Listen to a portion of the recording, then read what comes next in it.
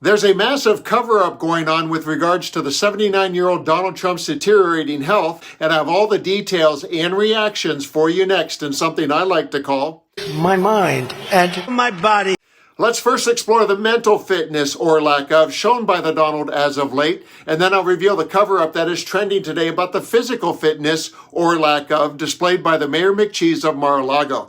Let's begin with a post by author Stephen King that caught my eye. It said, Trump looked like a sick and tired man. And here's the clip he was referencing. Pay close attention to Trump's eyes and ask yourself, is he okay? In support of keeping it totally open, I couldn't care less. You got a lot of people that it could be mentioned in those files that don't deserve to be, people, because he knew everybody in Palm Beach. So we had the greatest 6 months, 7 months in the history of the presidency, and the Democrats don't know what to do, so they keep bringing up that stuff. But it affected them.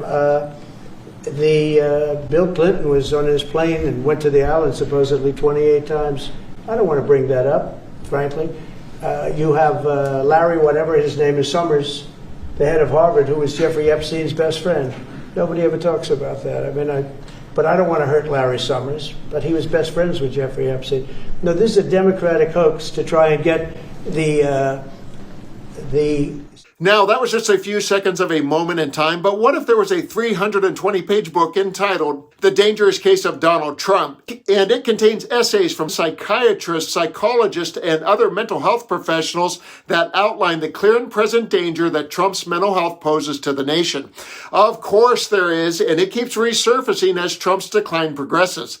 Have a listen to author Brandy X. Lee, and on the other side, today's physical cover-up. Well, we've been warning since the very beginning that if Donald Trump were not properly intervened with, his psychological dangers will then translate into social, cultural, geopolitical, and civic dangers. And that's exactly what has happened. I've started to call it the Trump contagion so that people can recognize what the source of this is and what the solution would be. This is not normal for the culture, certainly. Accepting it as normal, framing it as normal, or simply a different political stance or everyday ideological discourse, which is of course what the Trump camp wants, but that's not reality. The reality is that there is a distinction between healthy ideology and thoughts that might be espoused because of mental disorder or defect and because of pathology. And those are the kinds that we need to be alert about because they can quickly bring a society down a death spiral. So Donald Trump's mind is clearly in disrepair, but physically he's okay, right?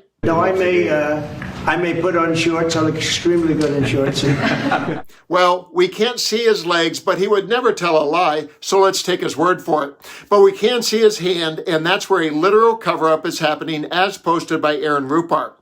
It's very conspicuous rewatching this that Trump is desperately trying to hide the back of his right hand from the camera. Have a look. Your project to make it, it'll be great. It'll be fantastic. You see the way this is looking? Look, nice.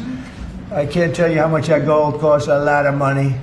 There's nothing like gold and there's nothing like solid gold, but this beautiful office needed it. It had to be representative. When we took it over, it was dirty, not clean. I immediately changed the chair and had this beautiful desk renovated, brought out by the White House.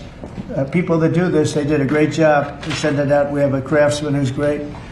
And call to activism posted, breaking. A medical professional with a doctorate in his field says Trump is showing evidence of congestive heart failure. He says the bruise on his hand is likely from an IV diuretic commonly prescribed for this disease. Do you agree it's possible? The president's congestive heart failure is getting worse. I'm a home health physical therapist with a doctorate in my field. I see congestive heart failure patients on a daily basis. The reason I know that he has congestive heart failure is because of the swelling in his feet and ankles. And the reason I know it's getting worse is because he's sitting behind the desk on camera now. He lashed out against MSNBC for giving him hash about his ankles. This is how we know that something is true, because it gets to Trump. Remember recently where he was talking about going to heaven for some fucking reason? He says, people said I'm not doing very well. I don't think he's talking about the media. I think he's talking about the doctors who are treating him.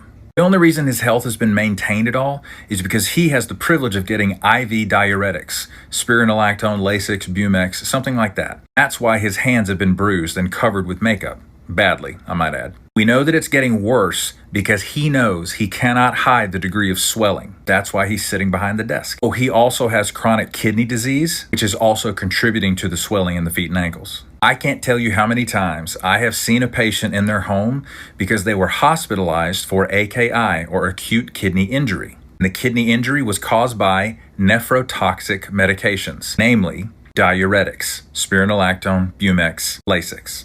The president is definitely getting sicker, and we know he's not going to change his diet because he's such a fucking idiot. I think he's going to be around for 6 to 8 months tops. Thank you for your attention to this matter. Trump's brand has always been built around a projection of strength, but what is now happening exposes the fragility of his entire persona. And meanwhile, the MAGA machine and right-wing media are working overtime to conceal every stumble, senior moment, and telling bruise. And Press Secretary Caroline Leavitt even tried to cover up the hand cover-up by saying the wound is from shaking hands. A bizarre and laughable story unless Trump is somehow shaking hands backwards? The problem is Americans can see it with their own eyes. The guy who claims to be healthy can barely make it through a press event without looking like he's ready for a nap, and sometimes he's caught doing just that. Somewhere Joe Biden is alternating between laughing and crying over the spectacle. And now let's talk about the Republican elephant in the room. MAGA has built an entire movement around an aging and now frail man. If Trump becomes incapacitated or dies, you don't just have a power vacuum, you have a full-blown identity crisis. Do they rally behind an empty suit like J.D. Vance or Ron DeSantis? Probably not. And of course, there's the conspiracy theories that will surely follow. Something like a deep state poisoning. Now I want to know what you think. Please leave your prediction with a comment below, and let's continue to occupy democracy together. I hate Occupy Democrats.